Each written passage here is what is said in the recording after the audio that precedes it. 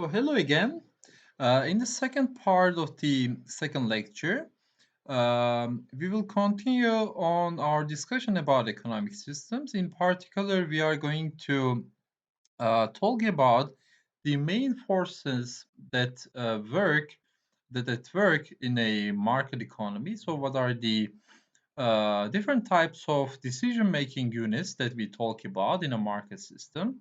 And how do they form different forces, economic forces in a market, and what are the mechanisms that coordinate their economic actions? So that by talking about them or by discussing these issues, we are trying to get an understanding about how markets in general work, and we will also have a overview of different markets. So let's start talking about the basic decision-making units. So what type of agents we are talking about in a market. So in the production side, the basic decision-making unit is a firm, or you can think about a company, or it's the simplest unit of decision-making agent. A firm is an organization that transforms resources, so these were inputs, as you remember, into products. So they take production. Um, so they they perform these production activities in order to gain profit and at the end of the day, so that they will be the main decision making units that composes the supply decisions. So the firms are typically run or organized by an entrepreneur. So it's the person who organizes, manages, and assumes the risks of a firm, because production process also contains some risks. So they form a firm or a company by taking a new idea or a new product and turning it into a kind of a business. So the households are the basic decision-making units when it comes to consumption decisions, and when they come together, um, they will make the demand force. So they will be a part of the demand force that we will see in the market. So that their main objective is to satisfy their wants. So again, whatever the reason behind these wants are, so they will be the consuming units when it comes to an output market. So economic activities can be divided into two. So one is production and the other is the consumption. So that we separate these markets into input markets and output markets.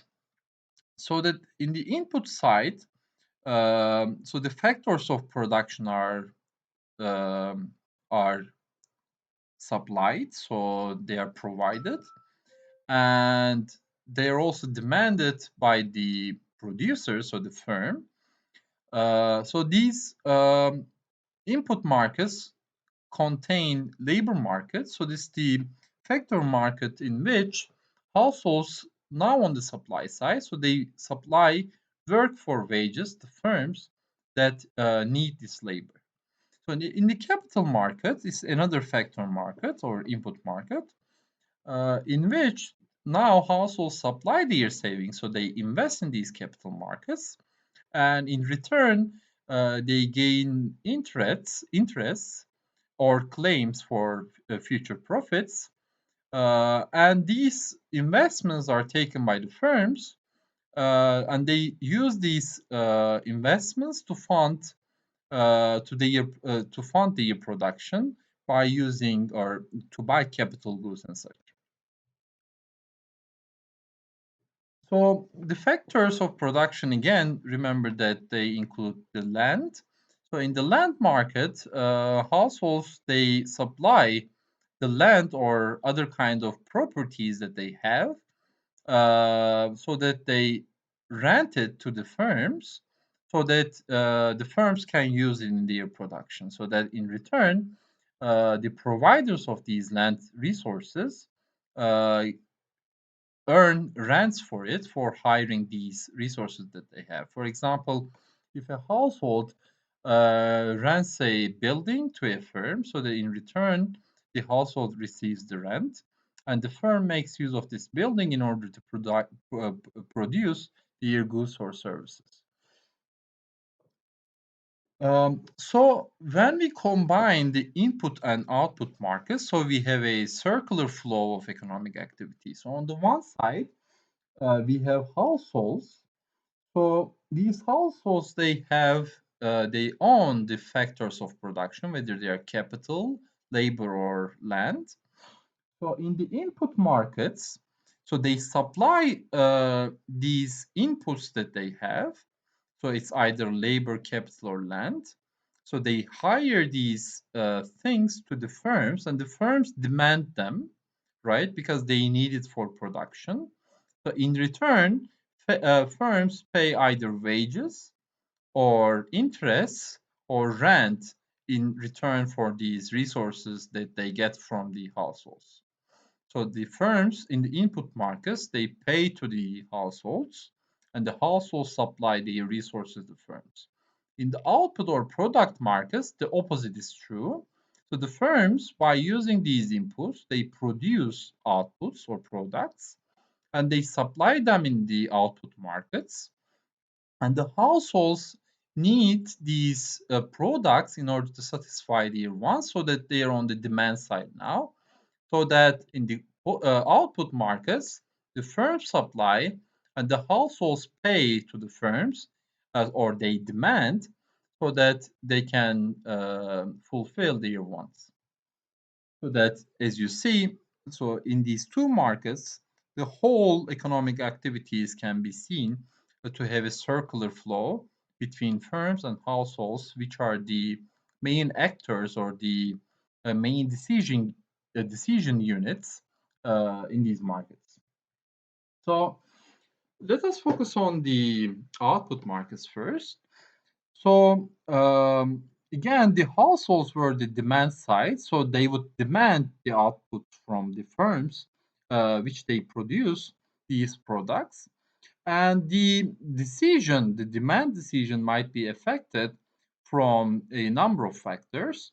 And here in this part, we will be interested in six factors that might be very important, and the most important is, of course, is the price of this product that is we are investigating, so that a change in the price will also affect the demand that households have for this particular product. Another factor that might affect demand behavior is the tastes and preferences, which might change from person to person or from time to time. And also, since the households are on the demand side, so they are paying for these products, so that the resources that they use in order to buy these outputs are the income and the wealth, so that changes in income and wealth will also determine the demand that the household has for a particular product. So the fifth factor that might be affecting demand behavior is the prices of other goods and services. So they might interact in different ways depending on the features of the goods and services that we consider.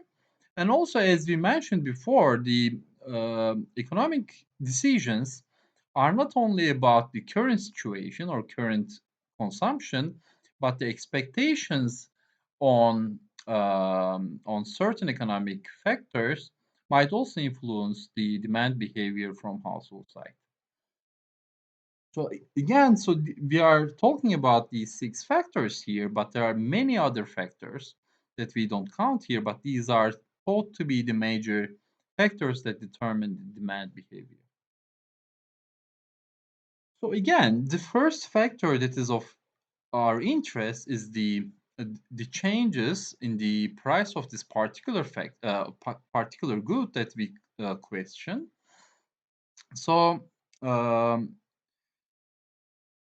when we talk about demand, we actually talk about a mapping between the price of a good and the quantity demanded from this good. So that if we consider everything else is the same, so if we take a household, for example, with a given income, given wealth level, and given tastes and preferences, and we also consider a situation in which the price of other goods and services are the same, and we also think about a household, or we also think about a group of households that have a particular expectations about a certain good that we question.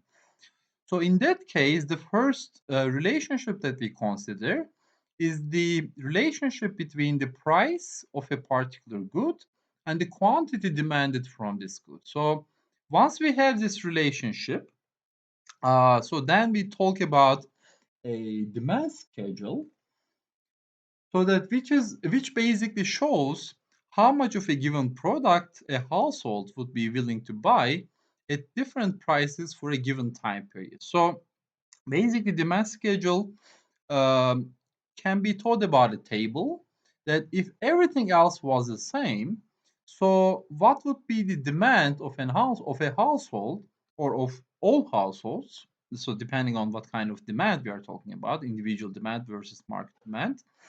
Uh, so then it will be a table that at which prices, what is the quantity that a household demands.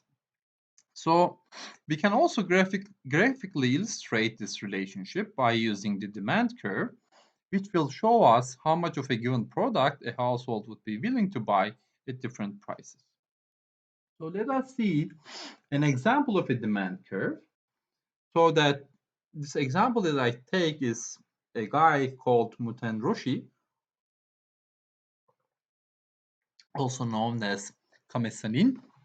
Uh, He's a guy who likes magazines, so he likes to read a certain type of magazines. And here on the y-axis, we see the price of different types of magazines, let's say, or the price of the magazine. And so on the x-axis, we see the number of magazines that he would be willing to read for given prices. So this lower cases we use for individual amounts. So when you see a lowercase q, it refers to quantity demanded by a particular household.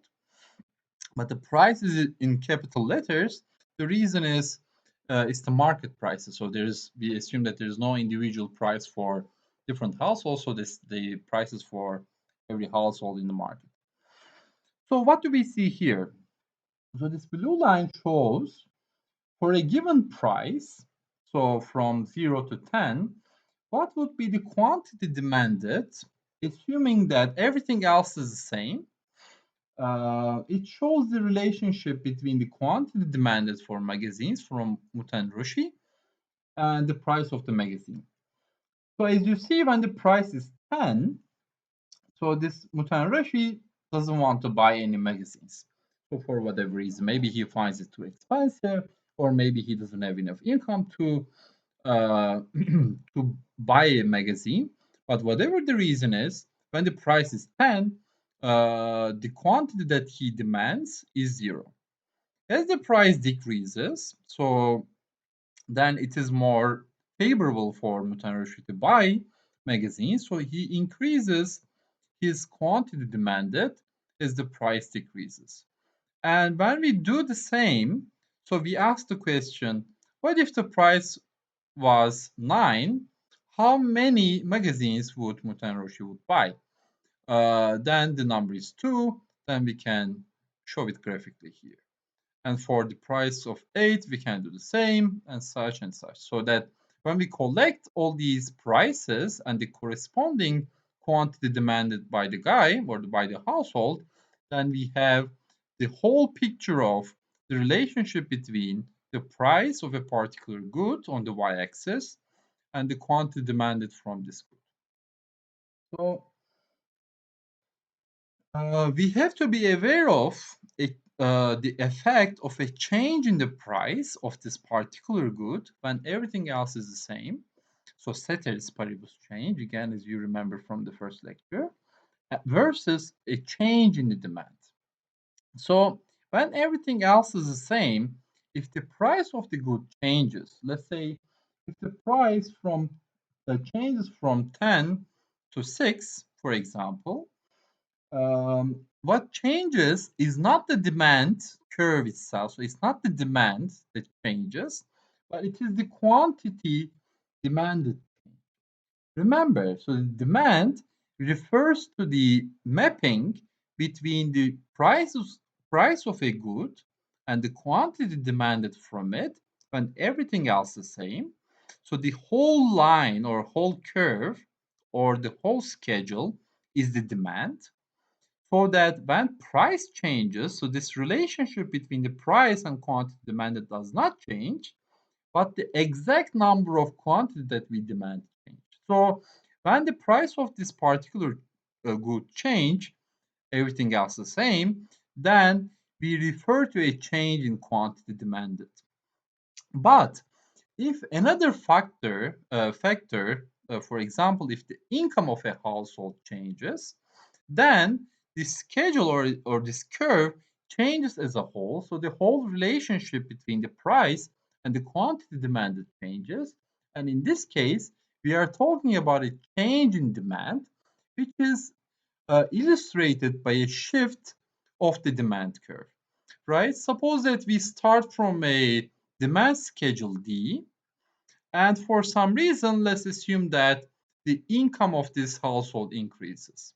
Now, at the same price level, let's say, for example, in the beginning, when he was on the demand schedule D, for 15 price level, let's say 15 Turkish liras or for $15, whatever the measure of the price is, so he would demand 0 units of this particular good, whatever the good is. But when he has a larger income, now he can afford more so that he has a higher demand for this particular good at every price levels, right? So it's a whole shift of the demand function or demand curve or demand schedule, whatever you call it. Or there might be other changes. For example, his expectations about future income might be negative, so that he might want to reduce his demand, which means that he decreases quantity demanded for all the price levels, so which is represented by a shift of the demand curve towards the origin. So an increased demand refers to a shift in the demand outside or to the right of the initial demand, and a decrease in the demand refers to a graphical change in the demand curve towards the origin, right? So, but you can you can intuitively understand that if there is an increase in the demand for all the prices, for whatever prices, the quantity demanded will increase, right? And the opposite is true for a decrease in the demand. So you have already seen that. So the demand curves are negatively sloped. The reason is what we call as the law of demand. So generally, we observe a negative relationship between the price and the quantity demand of a certain good. So ceteris paribus, as price rises, quantity demanded decreases, or the opposite is true. Again, it's the ceteris paribus change we are talking about when we keep everything else is the same. So this is generally true, but there are also a few examples. For example, we might talk about so-called snob goods that in certain cases, demand might increase with the price of a particular product, but it is very rare to find. That's why we still have the law of demand, so we still call it as a law, because it holds maybe 99% of the time. So that for most of the goods, we will see this negative relationship between the price and the quantity demanded from this product. So, as mentioned in the beginning, we also have other factors that might influence the demand. So we are not talking about the quantity demanded anymore because we are talking other factors than the price of this particular good. So income and wealth might have an influence because these are the resources that we use when we make our consumption decisions, right? So the income is defined as the sum of all a household's wages, salaries, profits, interest payments, rents, and any other form of earnings in a particular period of time. So the it has to be defined in a particular period of time because income is a flow measure. So in order to understand what kind of income we are talking about, we have to be specific about what kind of periods we are talking about. So are we talking about weekly income? Are we talking about monthly income or annual income? Is important in order to understand what kind of a measure we have for income. Wealth, on the other hand, is the accumulated net worth. So that is the total value that a household owns, um, net of the borrowings that he has.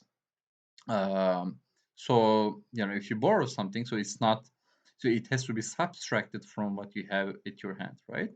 So it's a stock measure, so that it is given, it is talked about for a given point of time. So it doesn't include a period of time, but at a given time, at a certain point in time, we should have a measure of wealth. So when I say my wealth is, I don't know, whatever, so I know that it's the accumulated measure, so it might change depending on my savings or my savings. So that maybe I want to spend some of my wealth, then I have a I have a less wealth than I used to have before, so that it might change. So that's why we say that it is a stock measure. So what happens if our income or wealth changes to our demand for particular goods? So in order to understand that, we categorize goods into two categories, into two classes.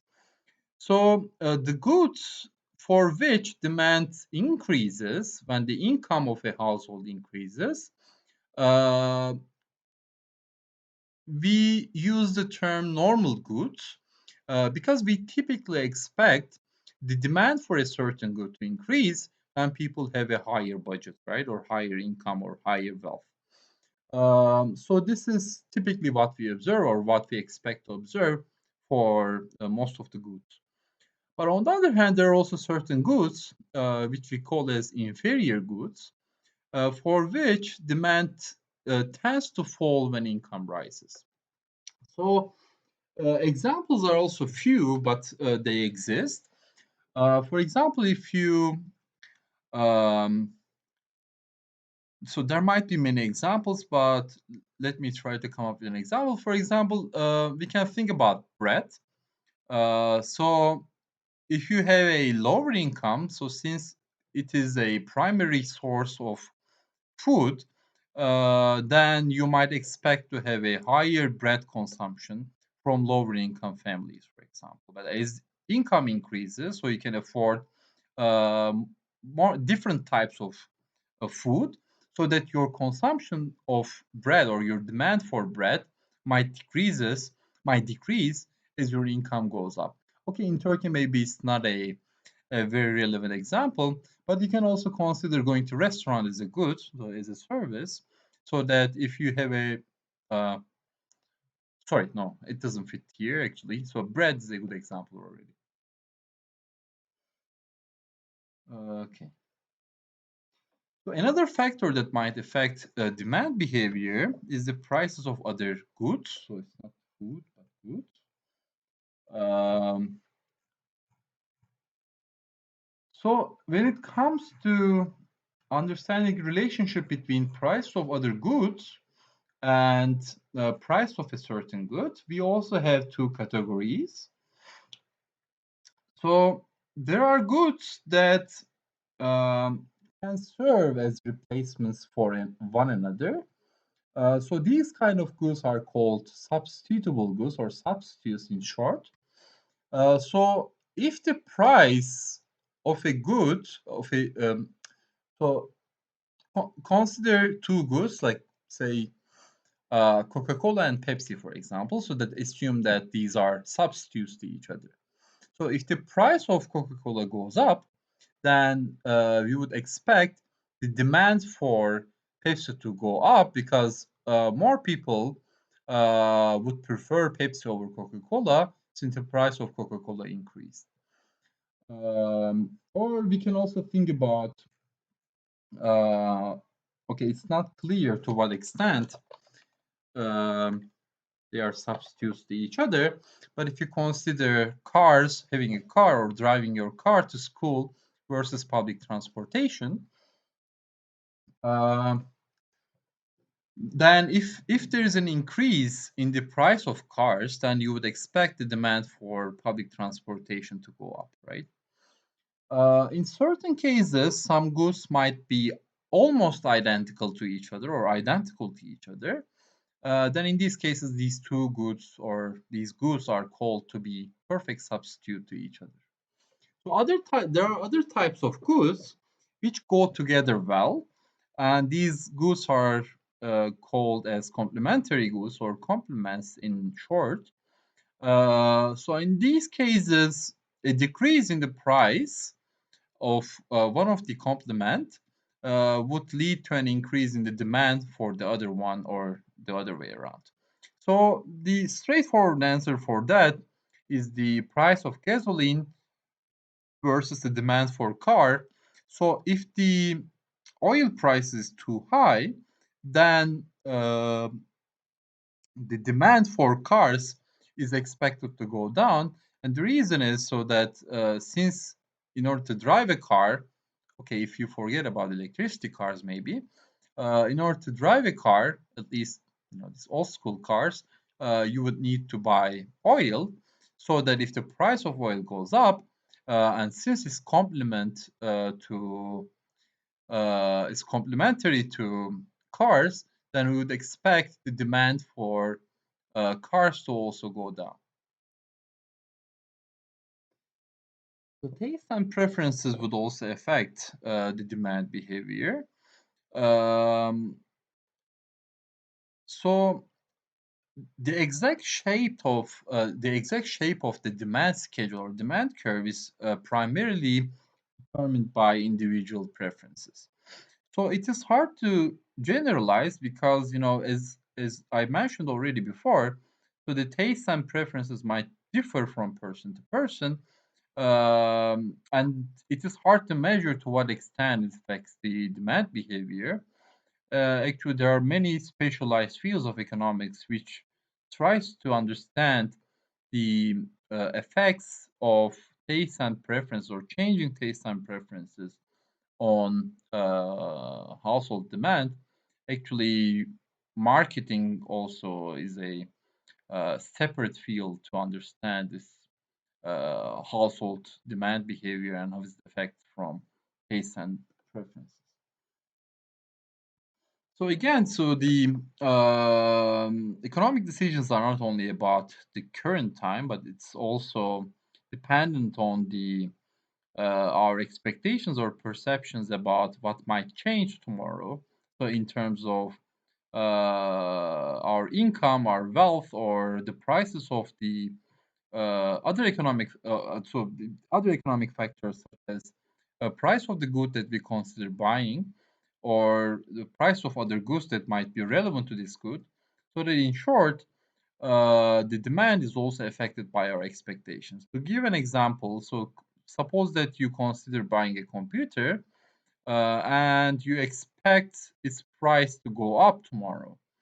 So that we would expect this positive expectation on the price of computer to increase the demand for computers today. So in that respect, this expectations is a dynamic effect on the demand behavior for households. So these are the forces that has an influence on individual demand decisions. But when we sum up all these um, demand behaviors or demand schedules, then we end up with the market demand. So the market demand is basically the sum of individual demands in a particular market. So, I mean, it's as straightforward as the definition suggests, but I will try to illustrate it like graphically. So suppose that there's a market that there's only two households, right? And uh, let us talk about, I don't know, two different price levels. So this is the price. So let me show you on a graph.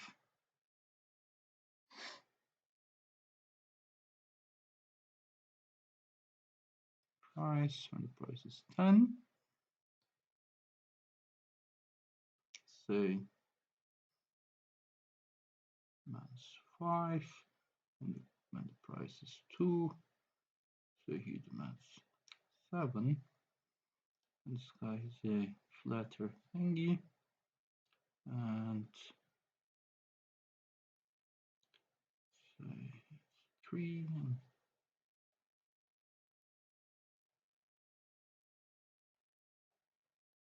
say 9. Okay, so this is, let's say this is individual 1 and this is individual 2. So it's going to appear now.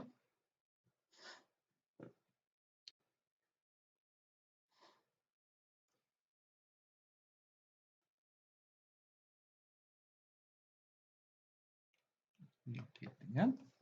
Okay, it's not very great graphics, but okay, let's consider a particular good, I don't know, whatever. So let's say shoes, some brand of shoes. So the individual one, so the one on the left, when the price of the shoes is 10, he would like to buy 5 pairs of shoes, let's say, and when the price goes down to 2, he would like to buy 7 pairs of shoes. And individual 2, when the price is 10, he would like to have 3 pairs of shoes. And when price goes down to 2, he would like to have 9 pairs of shoes. So if we sum up these two guys' demand, then we will end up with the market demand. So in this new case, when the price is 10, in total we have 5 plus 8, 5 plus 3, so 8 is the total quantity demanded. And when the price is 2, we have 16. So that the sum, okay, it's not a good one.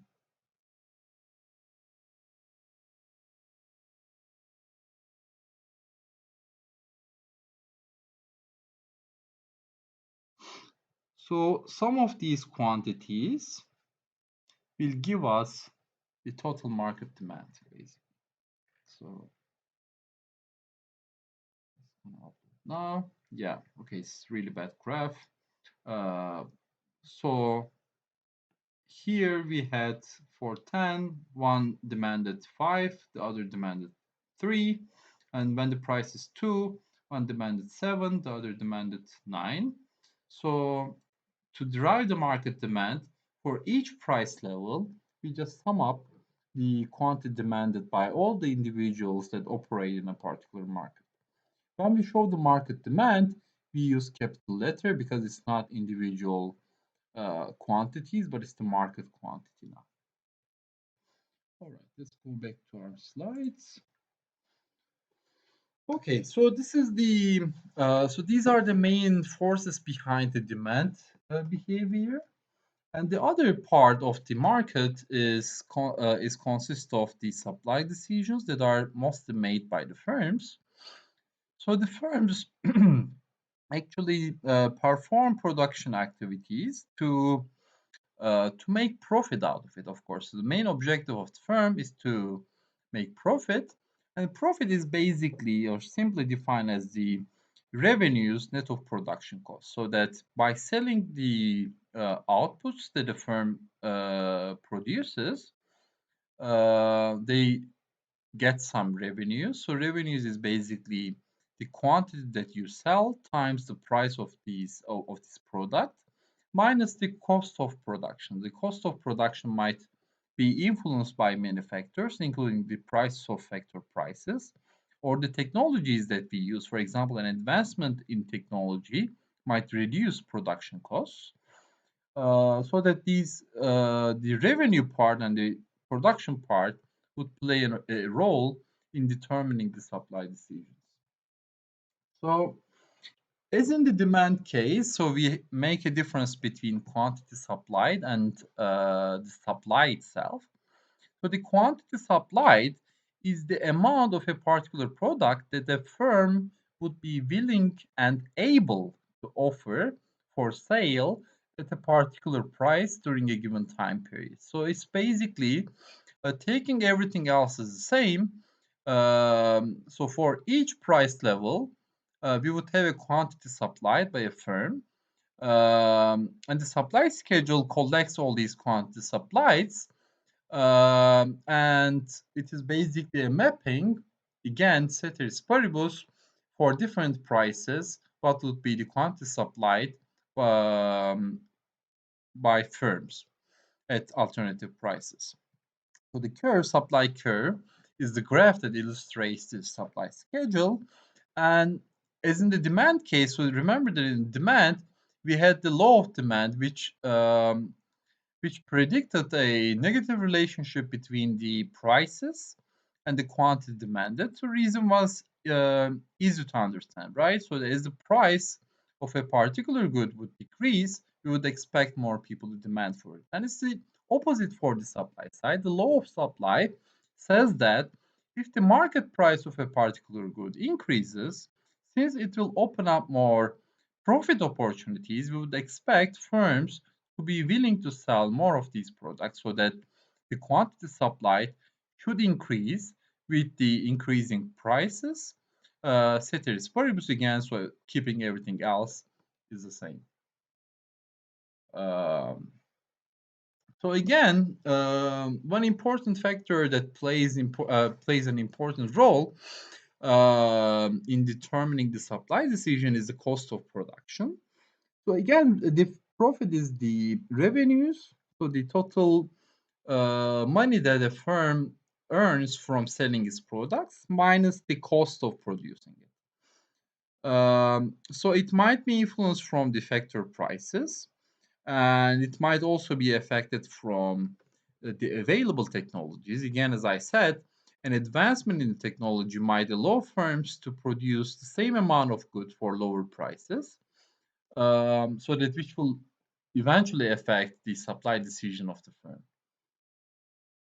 So in particular, the first determinant that influences supply is the price of a particular good that we are talking about. So the cost of production and the price of some related products that the firm would consider whether to produce the good that we consider at hand, or this related product that might be an alternative for the particular product. Um, so as in the demand case, so we have to differentiate between a movement, or between a change in the quantity supplied versus the change in supply. So again, if everything else same, the price of a particular good increases, we would expect the quantity supplied of this good to increase. So an increase from an increase in the price of the good would, for example, lead to a change on the same line from point A to B, so that it will result in an increase in the quantity supplied. But if other factors, for example, the cost of production changes, so this supply curve or supply schedule as a whole changes. So for every price level, the quantity supply should change, so that it is represented by a shift in the supply curve. For example, if there is a um, decrease in the cost of production, then we would expect the supply curve to shift upwards, so that sorry, no, it's the other way around. So if there is a decrease in the cost of production, so we would expect the supply to shift to the right, so that at the same price level, the firm would produce a more quantity because the cost of producing it has decreased. And if there is a increase in the cost of production, then we would expect the supply curve to shift upwards so that the quantity supplied for each price level is decreased.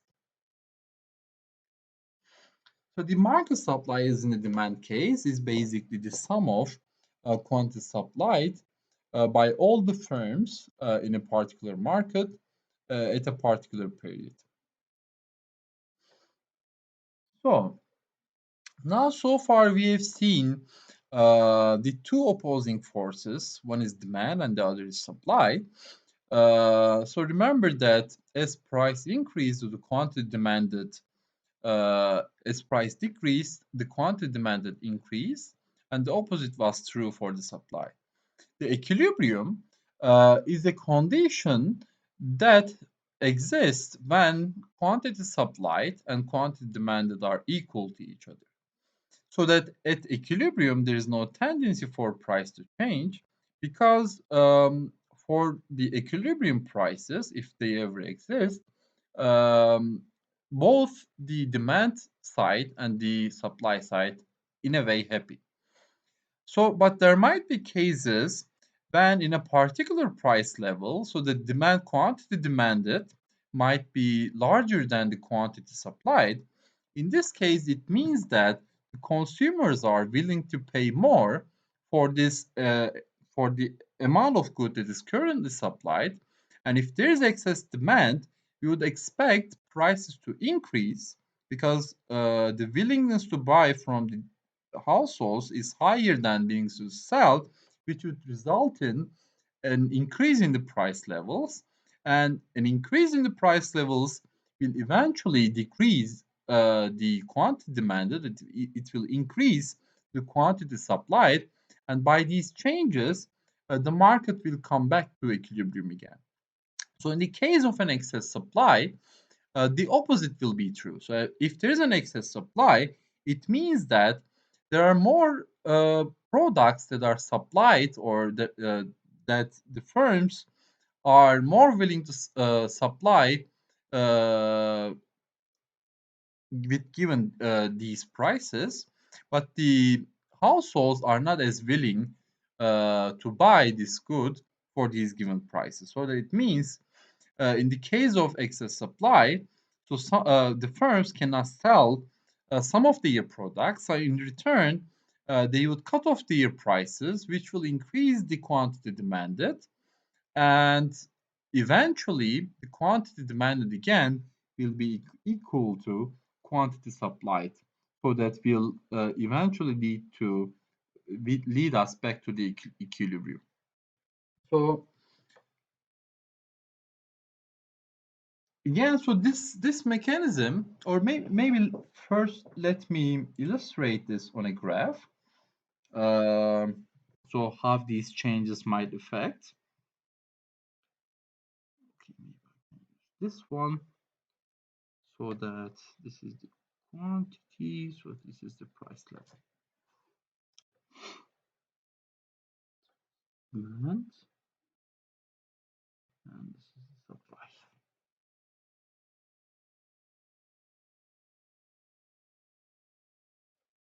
So push this.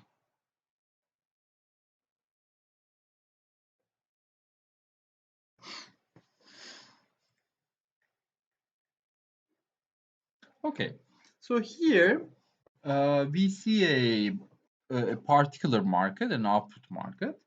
Then we see a positively sloped market supply and a negatively sloped market demand. So this point, let's call it point E. We see that the quantity demanded is equal to quantity supplied at a price level, let's call it P star. So you're going to be seeing it soon. At this particular level, we say that market is in equilibrium. Why? Because the quantity demanded. So let's look at this price level and let's look at the demand curve. So again, the demand schedule or demand curve would tell us for a given prices, what would be the quantity demanded. So it's given at this point, right? And the same is true for supply at this given prices. So the quantity supply is at the point E, so that they both equal, right?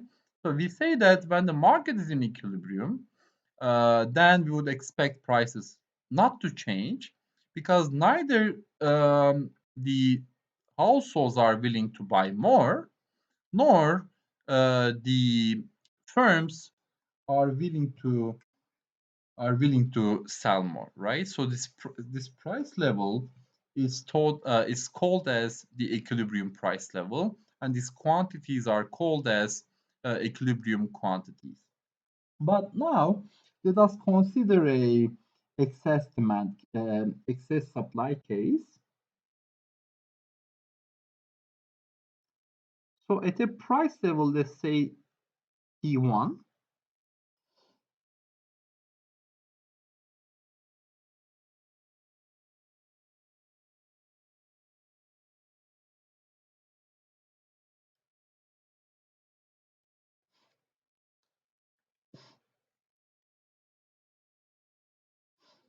so now we see that at this price level, P1, so the quantity supplied, I'm going to call it soon as QS1, is larger than quantity demanded. So what then happens? Then since some of these firms will not be able to sell their products, they have to cut off their prices, right? So we would expect the price level to go down.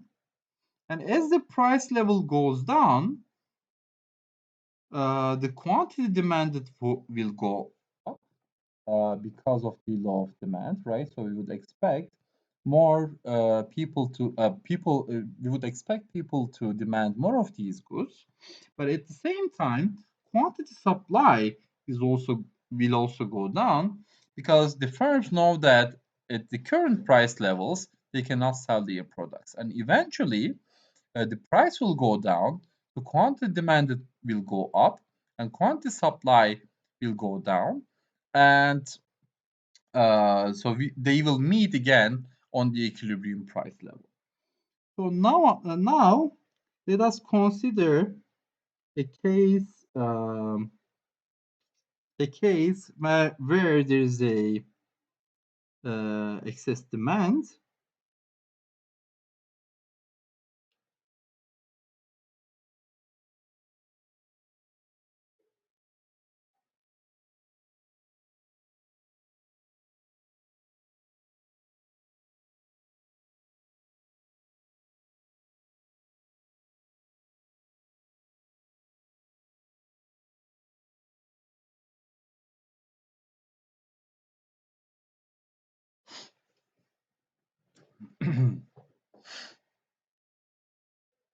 So in this case, again, we see the equilibrium.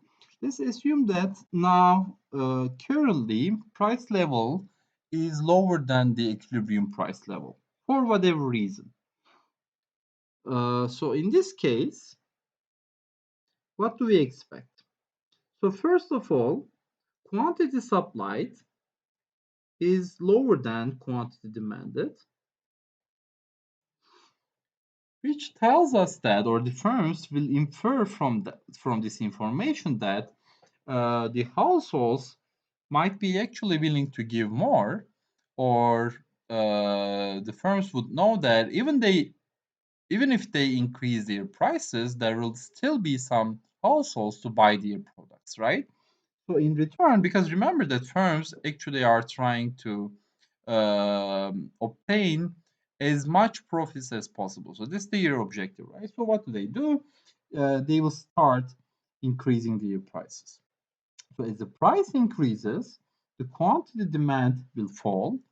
And since the prices are higher now, so there will be more firms that are willing to produce, so which will increase the quantity supplied. And in return, uh, the economy will again end up with the equilibrium price level, which happens at the same point E. So with the conditions given, so if we take a ceteris paribus understanding, so remember what would ceteris paribus would tell us. So the only variable here is the price. So this is the main mechanism, main driver of a market. Again, if we keep everything else the same, right? So that what happens?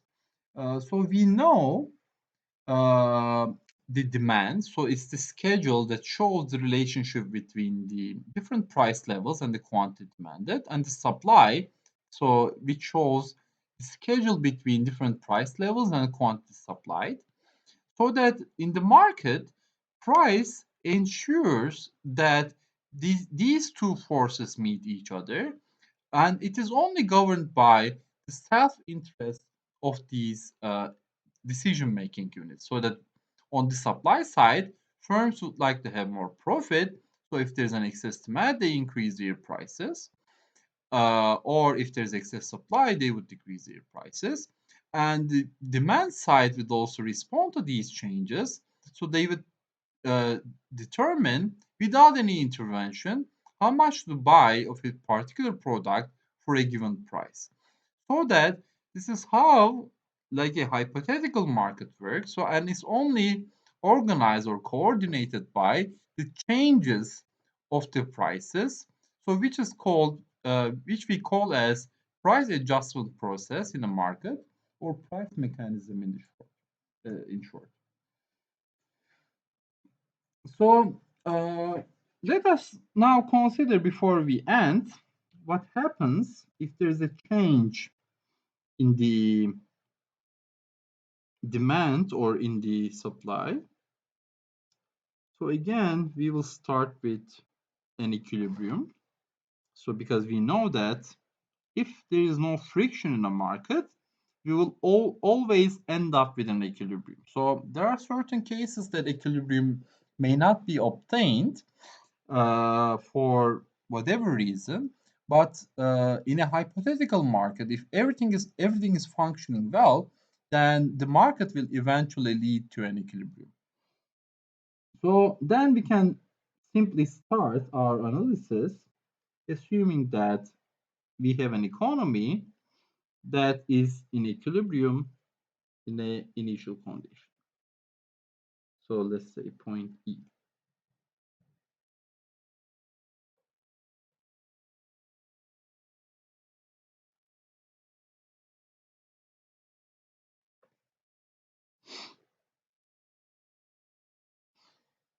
So show it.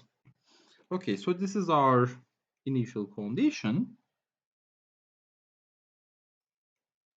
And for whatever reason, let us assume that um,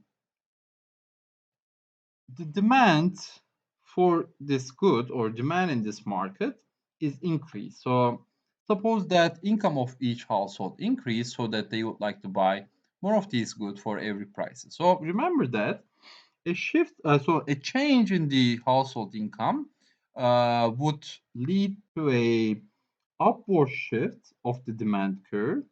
So because at every price level, they would like to buy more of this good.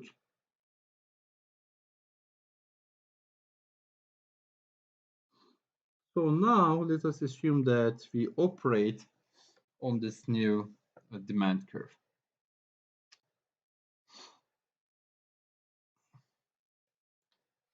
So what happens then? When this shift happens, remember that we start with an initial price level,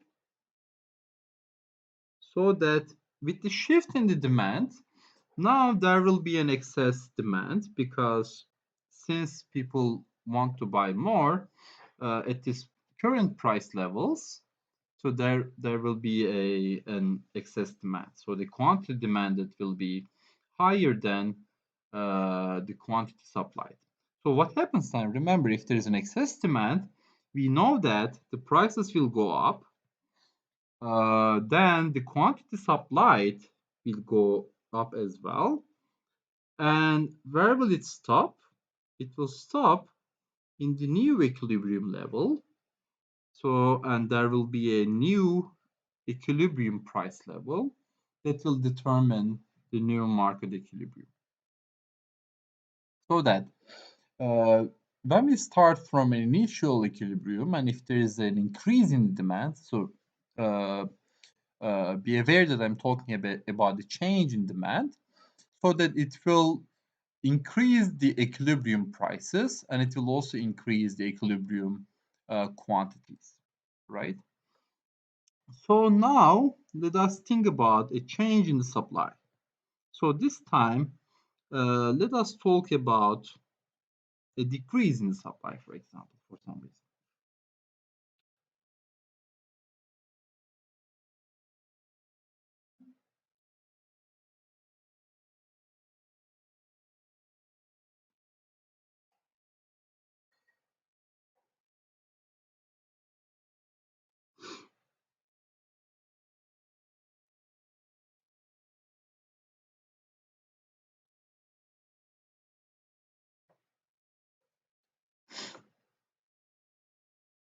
Okay, so this is our initial equilibrium.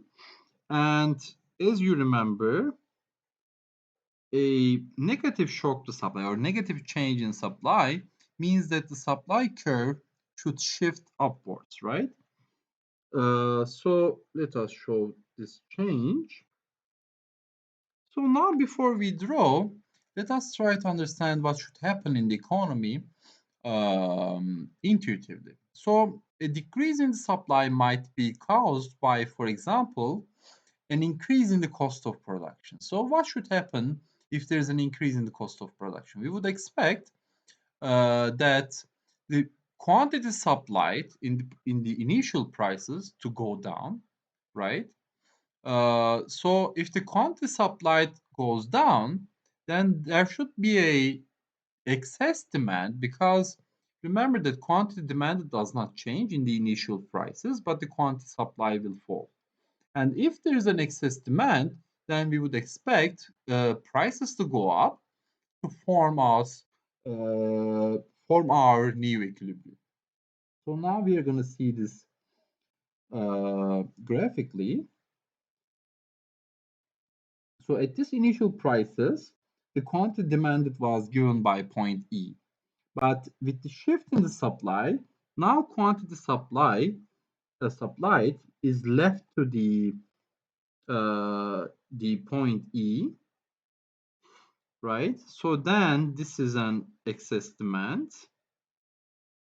because quantity demanded is higher than quantity supplied. Then we expect prices to go up to form us our new equilibrium point.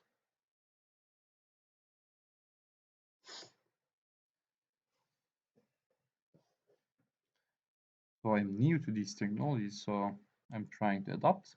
And I hope that in the next videos I will have better technologies to present these things. So it is supposed to come, doesn't. Yes. So to repeat once again, when there is a negative shift or a shift to left of the supply curve, so there will occur in the initial price an excess demand, which would lead to a increase in the prices. And in the new equilibrium level, we see that the equilibrium quantity is lower than the initial equilibrium. So the new equilibrium is E star, and the initial equilibrium is E, so that we have less quantities demanded and supplied in the new equilibrium, and we have a higher price level now. So basically, this is the simplest picture of what happens in a market economy. And so far we have seen demand, so the motivation behind the demand and supply forces, and how price mechanism works. So in the next lectures, we are going to elaborate a bit more on the demand and supply forces, and we will have certain features of how price mechanism works, and how we can measure the sensitivity of the demand and supply to the changes of the prices. So thank you very much for watching, and I'm looking forward to seeing you in the next video.